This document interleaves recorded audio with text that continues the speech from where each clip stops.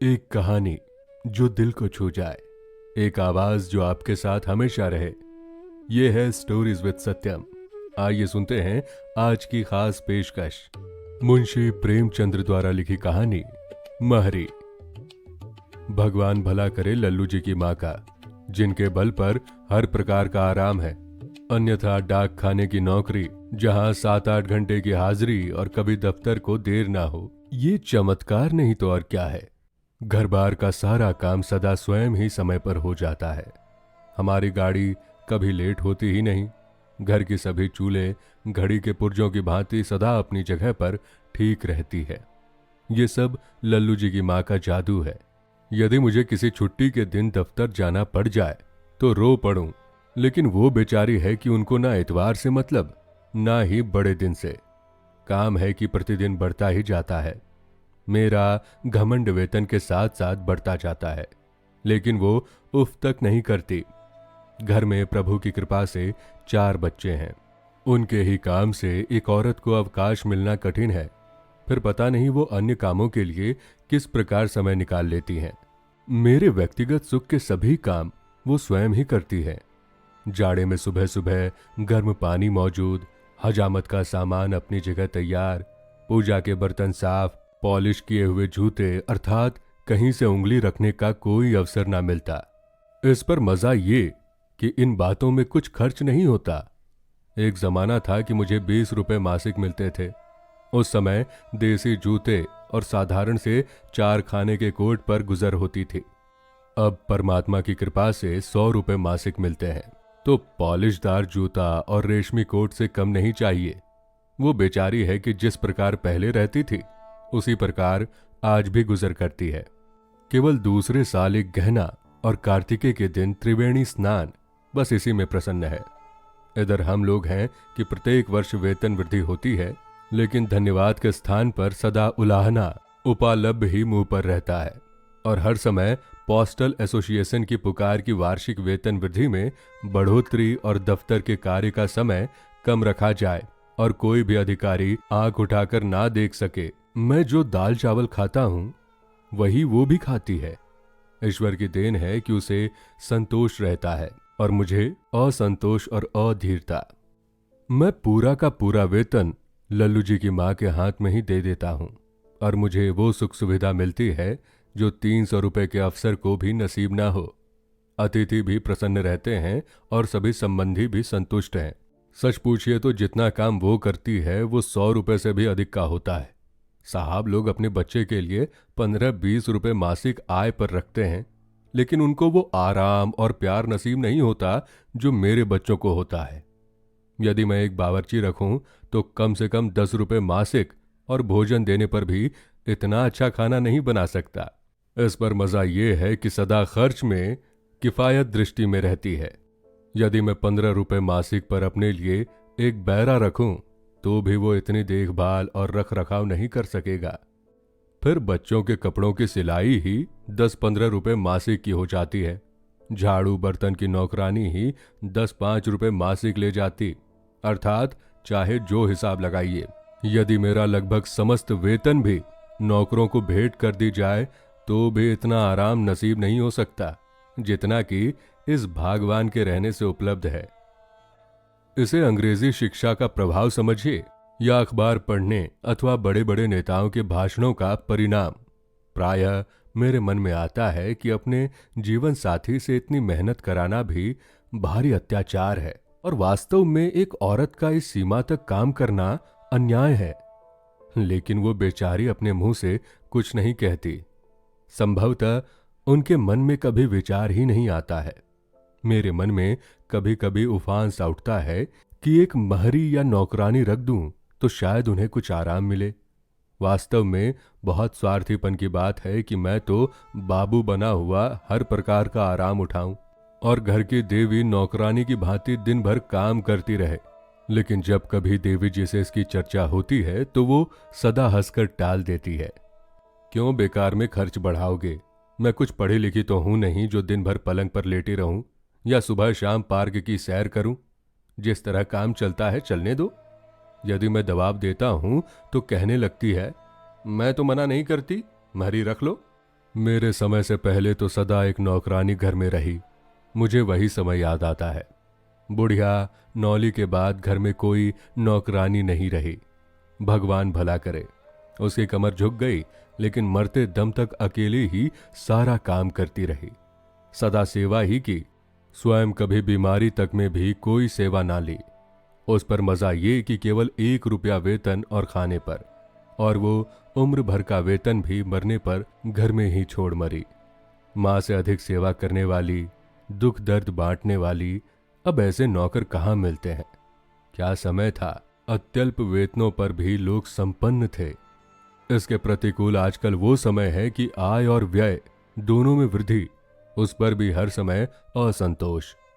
पहले प्रत्येक वस्तु सस्ती थी, लट्ठा और उत्तम मलमल 4 आने गज, अच्छी मिठाइयाँ 5 से 6 आने सेर। अब खर्च 2 गुना हो गया है, मगर वो बात ढूंढे नहीं मिलती। भगवान करे वो समय एक बार तो पुनः आ जाए, चाहे थोड़े ही समय के लिए हो, लेकिन एक बार तो टके सिर भाजी और टके सिर खाजा बिक जाए। अब मैंने किसी आवश्यकता के कारण नहीं और ना किसी के कहने पर, बल्कि अपनी इच्छा से, फैशन की दृष्टि से एक महरी रखने का संकल्प कर लिया। लेकिन वो संकल्प रास नहीं आया। हर बार नई मुसीबतों से 2 4 होना पड़ा, और आराम तो एक और चिंता ही चिंता रही। प्रतिदिन बर्तनों और कपड़ों का गुम होना आरंभ हुआ। खर्चे अत्यधिक बढ़ गए। यदि पहले 10-15 रुपए के घी में काम चल जाता था, तो अब 25 का लगने लगा। नौकरानी है कि हर समय अपने पिछले स्वामी की बड़ाई का गीत गाती रहती है। वहां ये होता था, वो होता था, इस प्रकार की घी पतनालों में बहाया जाता था, दूध से बर्तन धुलते थे, ये मिलता था, वो मिलता था। अर्थात आराम कम और खर्च अधिक हो गया। हर समय की बकझक ऊपर से। पहली नौकरानी जो मिली, उसकी अवस्था 20-22 वर्ष की रही होगी।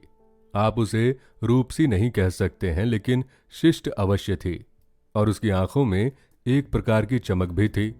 यद्यपि कोई विशेष बात नहीं हुई, लेकिन देवी जी को शिकायत रही।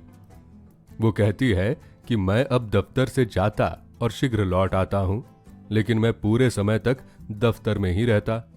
डाक खाने की नौकरी में देरी और जल्दी कैसी।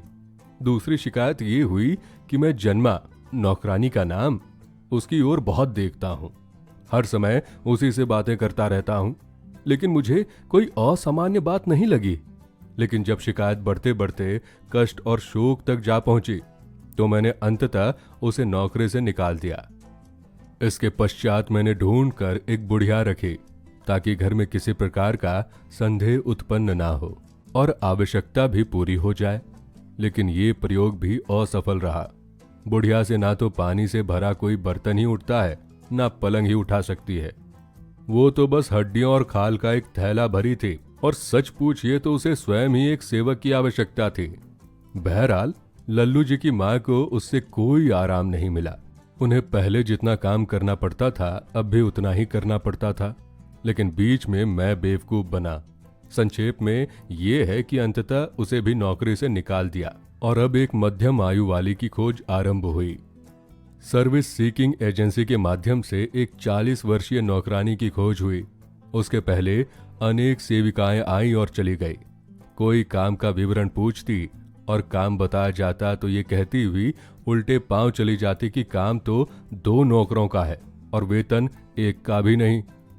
इस पर जब दूसरी महरी आई तो मैंने कहा कि काम तो कुछ नहीं है, केवल पलंग बिछाकर पड़े रहना होगा। वो भी चली गई। विचित्र दशा है। यदि काम लेता हूं तो नौकर नहीं रहता, यदि कहता हूं कि कोई काम नहीं है तो भी कोई परिणाम नहीं निकलता। खैर, हफ्ते पकड़ावे की खोज के पश्चात एक और मिली कि जिस पर ना किसी प्रकार का संदेह हो सकते थे और जो कामचोर भी नहीं थी। हर प्रकार से अपनी बुद्धि से भली प्रकार सोच विचार कर उसे नौकर रखा। थोड़े समय के बाद पता चला कि ये औरत जब चाहती है अच्छा काम करती है, और जब ना चाहती है तो कुछ नहीं करती है। ऊपर से ये कि जब जी आता गृहस्थता का व्यवहार करती। एक दिन की घटना सुनिए। देवी जी ने थाली में मिट्टी और मिट्टी के पंजे का निशान देखा तो उससे पूछा, चंपा, ये थाली तो बहुत मैली है। चंपा बोली, ये तो साफ पंजे और उंगलियों के निशान है। मैं ही क्या सभी देख सकते हैं, मगर ये मेरी नहीं है। हुमा, ये मेरी बड़ी लड़की का नाम है। उसी की होगी, लड़के तो घर में मिट्टी से खेला ही करते हैं। देवी ने कहा, अरे चंपा क्यों इतना झूठ बोलती है? लड़की के इतनी बड़ी उंगलियां कहां? बेकार बातें बनाती है और बच्चों को बदनाम करती है। चंपा ने कहा, मैं तो बात बनाती हूं, मगर झूठ तो तुम ही बोला करती हो। देवी ने कहा, जबान संभाल कर बात कर, ये महीना पूरा हो ले तो हम तुझे बर्खास्त कर देंगे। चंपा ने कहा, तुम क्या बर्खास्त करोगी? मैं खुद ही थोड़े दिन में नौकरी छोड़ने वाली हूं। केवल अपना सुविधा देख रही थी। मेरा आदमी हैरान है कि मैं इतने दिनों यहां कैसे रही। वो तो शुरू से ही इस घर के खिलाफ थे। यहां किसी नौकर का गुजारा हो ही नहीं सकता। सब चीजों पर ताले और मुहरें लगी हैं। सूखी साखी सी तनख्वाह है। ये बात तो साफ है कि यहाँ कभी कोई नौकर नहीं रहा है। जब मैं शाम को दफ्तर से आया तो मुझे ये बात पता चली। मैंने ये कहकर टाल दिया कि तुमको नौकर नहीं रखना है तो निकाल दो। जो मैंने लल्लू जी की माँ के साथ किया, उस अन्याय पर मुझे बाद में बहुत पश्चाताप हुआ। खैर, उस समय तो मैंने चंपा को कैसे भी करके समझा दिया और फिर कुछ दिनों तक काम चलता रहा। एक दिन की बात सुनिए। देवी जी ने 10 बार चंपा चंपा पुकारा। वो नीचे थी लेकिन बोली नहीं। चंपा सुनती है लेकिन बोलती नहीं। तब देवी जी नीचे आई और उससे कहा, तुझे 50 आवाजें दी, तूने जवाब ना दिया। चंपा ने कहा, अरे बीवी रहने दो, क्यों झूठ बोलती हो? तुमने 10 बार ही तो पुकारा और 50 बार कहती हो। तुमने ही तो कहा था कि महीना बंद हो जाए तो हम निकाल देंगे, और आज पहली तारीख है। अब मैं क्या बोलूं? देवी जी गुस्से से आग होकर चली आई। चंपा उत्तर देने में बिजली। बेचारी पर्दे में रहने वाली देवी जी चुप होकर मेरे कारण गुस्सा पी जाती और मुझसे कुछ ना कहती। मेरा कमरा भली प्रकार साफ ना होता, और यदि वो कुछ कहती तो वो कहती कि कौन बड़ा साफ कमरा है। एक दिन चंपा ने चीनी मिट्टी के गुलदान तोड़ दिए। देवी जी ने पूछा तो कहा, लड़कों ने तोड़ा है। देवी जी ने कहा, लड़के इनको कभी नहीं छूते। चंपा ने कहा, तो साहब मैंने ही तोड़े। मुझे कब कहा था कि गुलदान ना तोड़ो? शीशे के बर्तनों को कहा था, सो आज तक एक भी नहीं टूटा है। जो काम करेगा उससे टूट फूट तो होती रहेगी। गुलदान पुराने तो थे। आपको नौकर नहीं रखना है, बेकार झूठे आरोप लगाती हैं आप। जब शाम को मैं पहुंचा तो कहा, हाँ सरकार, खता हो गई। साफ करने पर एक दूसरे पर रख दिया तो टूट गए। मैं यथासंभव प्रसन्न रहने का प्रयत्न करता हूँ। क्या करूं? दिन भर दफ्तर की हाय हाय, शाम से घर की परेशानियां। एक दिन मैंने कहा, चंपा, मेरे जूते में एक कील निकल आई है, उसको किसी चीज से ठोक दे। वो चुप रही। शायद मन में ये सोच रही होगी कि जिस समय नौकर रखा था उस समय ये नहीं कहा था कि ये काम भी उसी के जिम्मे होगा। शायद इसी विचार से उसने उसमें हाथ तक नहीं लगाया। मुझे सुबह को कील वैसी की वैसी ही मिली। मैंने उससे पूछा कि तूने कल शाम को जो कील दबाई थी वो रात में फिर निकल आई है? तो वो उत्तर देती है, बाबू जूते पुराने हैं, कहाँ तक चलें? इनको बदल डालो और अच्छे दाम के जूते ले लो कि कुछ दिन चले। इस भांति जब मेरा नाक में दम हो आया तो मैंने उसे निकाल दिया और फिर कोई मेहरी ना रखी। इस प्रकार खोया हुआ चैन आप ही आप मिल गया। सच है, अब नौकरों का समय नहीं रहा। प्रत्येक व्यक्ति स्वयं अपना सर्वश्रेष्ठ नौकर है। तो दोस्तों, इतनी सी थी कहानी। आपका कीमती समय देने के लिए धन्यवाद। फिर मिलेंगे एक नई कहानी के साथ, सिर्फ स्टोरीज विद सत्यम पर। यदि आप चैनल पे नए हैं तो चैनल को सब्सक्राइब कर हमें सपोर्ट करें। धन्यवाद।